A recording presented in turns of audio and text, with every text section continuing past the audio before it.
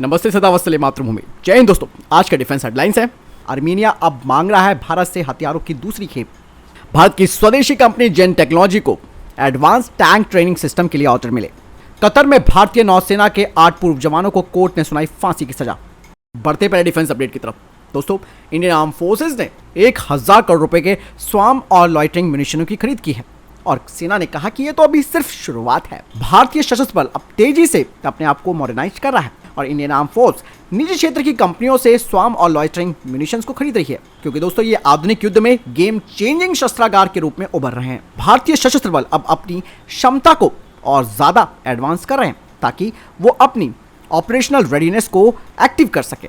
बता दें कि टाटा एडवांस सिस्टम लिमिटेड ने हाल ही में भारतीय वायुसेना को अपने एडवांस लॉइटरिंग सिस्टम ALS-50 की 100 यूनिटों की आपूर्ति की है और ये भारत की रक्षा रणनीति में महत्वपूर्ण भूमिका निभाने के लिए तैयार है। इसके अलावा बेंगलुरु स्थित new space research and technology ने दुश्मनों के इलाके में 50 किलोमीटर दूर स्थित लक्ष्यों पर हमला करने की क्षमता वाले 100 ड्रोनों का एक स्वार्म ड्रोन पेश किया है, जो कि सटीकता के साथ भारतीय सशस्त्र बलों को दुश्मन की ताकत से निपटने के लिए शक्तिशाली उपकरण होगा। इसके अलावा राफेल एम्फी विशिष्ट पेलोड ले जाने वाले स्वार्म ड्रोन भारतीय आर्म फोर्सेस को वितरित कर चुका है। ये ड्रोन सटीक हमलों के लिए डिजाइन किए गए हैं। इसके अलावा वेदा एरोनॉटिक्स पहले ही जेट पावर्ड लॉइटरिंग सिस्टम्स की आपूर्ति करने वाला है, जिनकी रेंज 150 किलोमीटर है, जो कि दुश्मनों के एयर डिफेंस सिस्टम को मार गिराने में सक्षम है। दोस्तों, भारत में निजी क्षेत्र की कंपनियां न केवल अपनी विनिर्माण क्षमता को बढ़ा रही हैं, बल्कि उन्नत हथियारों के उत्पादन के लिए एक मजबूत इकोसिस्टम भी स्थापित कर रही है। बढ़ते नेक्स्ट अपडेट की तरफ। दोस्तों, आर्मीनिया भारत से अब और हथियार खरीदने वाला है, जिसके लिए वो भारत के साथ बातचीत कर रहा है।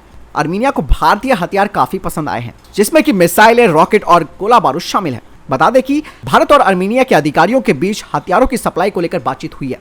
इस नई खेप में भारत आर्मीनिया को कौन सा हथियार देगा, इस बारे में जानकारी सामने नहीं आई है। कहा जा रहा है कि भारत के द्वारा दिए गए हथियारों से आर्मीनिया को अजरबैजान से निपटने में एक बड़ी कामयाबी मिली है, जिससे कि आर्मीनिया की सुरक्षा सुनिश्चित भी हुई है। आपको बता दें कि भारत ने आर्मीनिया को देसी Pinaka multi barrel rocket launcher और एंटी टैंक मिसाइलें दी हैं। इसके अलावा रॉकेट और गोला बारूद की सप्लाई भी भारत ने आर्मीनिया को की। ये सभी हथियार ईरान से होकर आर्मीनिया पहुंचे। ऐसे में दोस्तों, कुछ जानकारी तो ये भी आ रही है कि भारत आर्मीनिया को ब्रह्मोस मिसाइल्स भी भेज सकता है। हालांकि इस बात में कितनी सच्चाई है तो तय समय बताएगा, लेकिन आर्मीनिया की जो parliamentary committee on defence and security है, उन्होंने कहा कि हमने भारतीय हथियारों के परीक्षण किए हैं और उनके रिजल्ट्स काफी अच्छे आए हैं।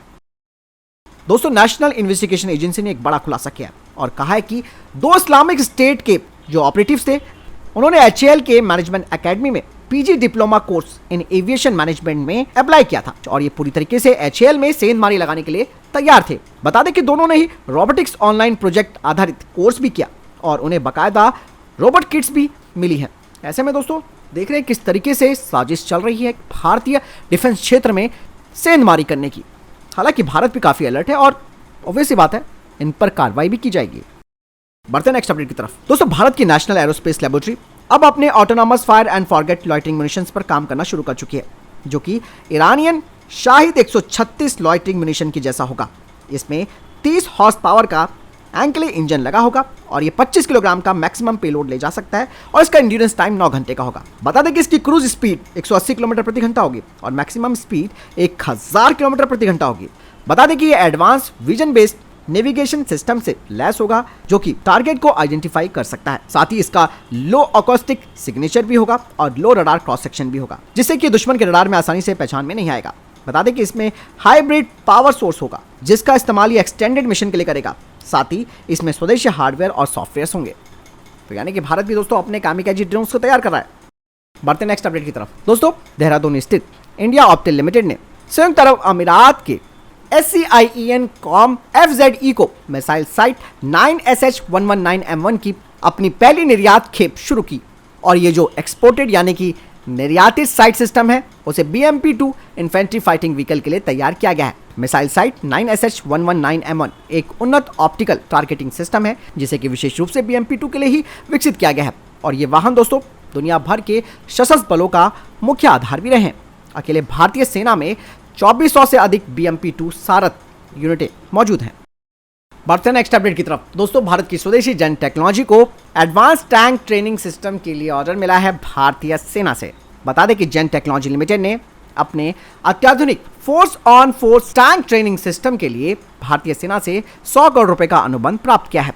और ये प्रणाली टैंक यूनिटों को एक्चुअल टेरेंस में रियलिस्टिक ट्रेनिंग एक्सरसाइज करवाएगी। जैन की फोर्स ऑन फोर्स टैंक प्रशिक्षण प्रणाली, जिसे इन हाउस डिजाइन और विकसित किया गया है, इसके कई परीक्षण हुए, जिसके बाद भारतीय सेना से इन्हें ऑर्डर मिला है। इसके अलावा एक्सपोर्ट के भी कई ऑर्डर इस प्रणाली के लिए मिल सकते हैं। दोस्तों, ये एक तरीके का सिमुलेटर है जिसका इस्तेमाल जवानों को प्रशिक्षण देने के लिए किया जाएगा।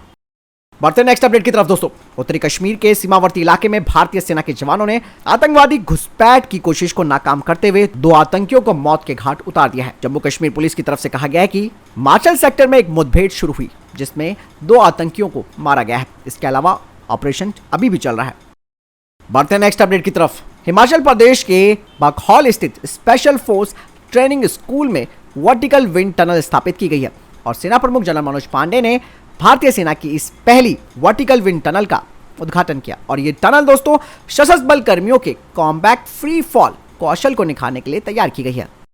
बढ़ते हैं नेक्स्ट अपडेट की तरफ। दोस्तों, सेना प्रमुख जनरल मनोज पांडे ने एलएसी की स्थिति पर एक बड़ा बयान दिया है। उन्होंने कहा कि इस वक्त एलएसी पर जो स्थिति है वो बिल्कुल स्थिर बनी हुई है और भारतीय सेना वहां पर एक मजबूती के साथ खड़ी हो रखी है। यानी जनरल पांडे ने कहा कि नई तरीके की सुरक्षा चुनौतियों से निपटने के लिए अब तैयार होना होगा। यही नहीं, उन्होंने रशिया यूक्रेन युद्ध का जिक्र किया और कहा कि भारत को इससे आत्मनिर्भर बनने की सीख मिली है। उन्होंने इस युद्ध में भारत के नजरिए की भी काफी सराहना की और कहा कि युद्ध में आत्मनिर्भरता बहुत जरूरी है। यही नहीं, उन्होंने बताया कि सेना को रूस यूक्रेन युद्ध से एक और बड़ी सीख मिली है कि सैन्य हार्डवेयर पर अब हम निर्भर नहीं रह सकते दूसरे देशों पर। बढ़ते नेक्स्ट अपडेट की तरफ। दोस्तों, कतर के एक फैसले से भारत काफी हैरान है। दरअसल कतर में नौसेना के जो पूर्व 8 जवान थे, उन्हें कतर ने जासूसी के मामले में फांसी की सजा सुना दी है, जिसे लेकर विदेश मंत्रालय हैरान हो गया है।